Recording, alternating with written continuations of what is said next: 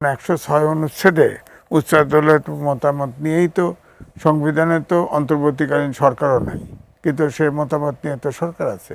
এই সরকার তো নির্বাচন দেওয়ার জন্য আমি বলবো মরিয়া। পিয়ারপতি ঐক্যমত্য কমিশনের তো এজেন্ডায় ছিল না, এখন তারা আন্দোলনে আসছে।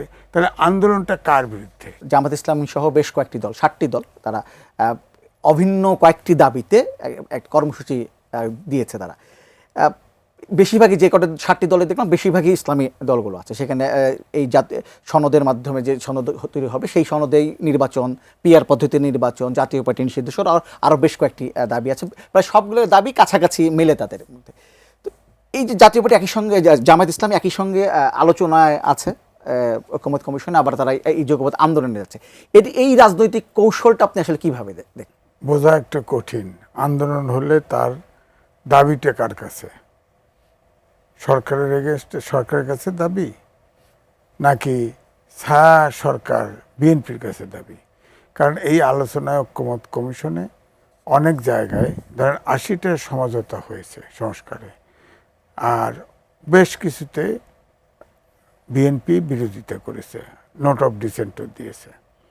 কিন্তু আমার কাছে মনে হয়েছে প্রত্যেকটাতেই অগ্রগতি হয়েছে। যেমন জুলাই সনদে কেউ না করে নাই, শুধু বিএনপি বলেছে যেখানে সংবিধানের সাথে সাংঘর্ষিক সেটা সংবিধানে হতে হবে, তবে শেষ পর্যন্ত বলছে যে উচ্চ আদালতের মতামত নিয়েও এটা করা যেতে পারে। তো উচ্চ আদালতের মতামত নিলে সমস্যাটা তো নাই। হ্যাঁ, যেমন 106 অনুচ্ছেদে উচ্চ আদালতের মতামত নিয়েই তো সংবিধানে তো অন্তর্বর্তীকালীন সরকারও নাই, কিন্তু সে মতামত নিয়ে তো সরকার আছে। তো সমস্যা তো নাই, আমি দেখতে পাচ্ছি। এখন পিআর পদ্ধতি, এটার যে দাবি, এটা হচ্ছে আপনার ঐকমত্য কমিশনে আলোচনাটা মৃদু হয়েছিল প্রথমে, তবে ঐকমত্য কমিশন ফাইনালি যে এজেন্ডা নির্ধারণ করে সেখানে পিআর পদ্ধতি ছিল না।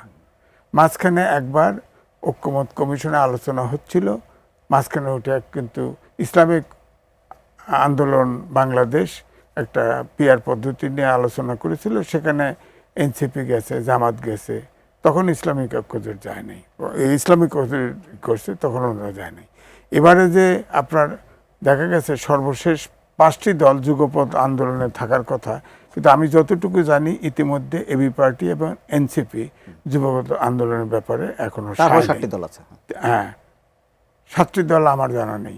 7টি দল ছিল আমার কাছে। 4টি দল এর মধ্যে ঘোষণা করেছে, এর পরে আবার নিজামী ইসলামী পার্টি, বাংলাদেশ খেলাফত আন্দোলন ও জাতীয় গণতান্ত্রিক পার্টি জাকপা তারা জয়েন করার কথা। কিন্তু আমার কথা মেজর 2টি দল, ধরেন এনসিপি এবং এবি পার্টি, অলরেডি যুগপৎ আন্দোলনের কথা তারা ভাবছে, তারা নাই। তো অর্থাৎ আমি এইটাই বলছি যে যারা শুরু করেছিল, আপনি যেমন বলছেন ইসলামিক দলগুলি, এনসিপি তো ইসলামিক দল না। হ্যাঁ, এবি পার্টিও মনে করে না, জাকপাও না, তাই না?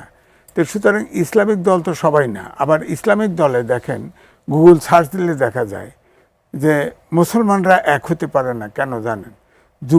আপনার এনসিপি দেখেন 79টা সেক্ট আছে, মুসলমানের ভিতরে ভাগ আছে। হ্যাঁ, উপদল টল মিলে, হ্যাঁ, মূল সেক্ট কয়েকটা, কিন্তু উপদল অনেক আছে। যার ফলে দেখেন এই যে আপনার ধরেন ইসরায়েলে হত্যা, গাজা হত্যা ইত্যাদি চলছে, ওআইসি একমত হতে পারে না, ওআইসির কোনো ভূমিকা নেই। হ্যাঁ, ইসলামিক স্টেটের তো এটা নাই। তো এখন বিষয়টা হচ্ছে যে আগে আমার কাছে মনে হচ্ছে যে এই সরকার তো সবার সরকার, এবং এই সরকার তো নির্বাচন দেওয়ার জন্য আমি বলবো মরিয়া। বাই হুক অ্যান্ড কুক তারা নির্বাচন দিতে চায়, এখানে কোনো গাফিলতি দেখা যায় না। কিন্তু এখানে সমস্যাটা হচ্ছে পিআর পদ্ধতি ঐকমত্য কমিশনের তো এজেন্ডায় ছিল না, এখন তারা আন্দোলনে আসছে। তাহলে আন্দোলনটা কার বিরুদ্ধে? আন্দোলন যখন শুরু হবে, বক্তৃতাটা কার বিরুদ্ধে, এটা দেখতে হবে।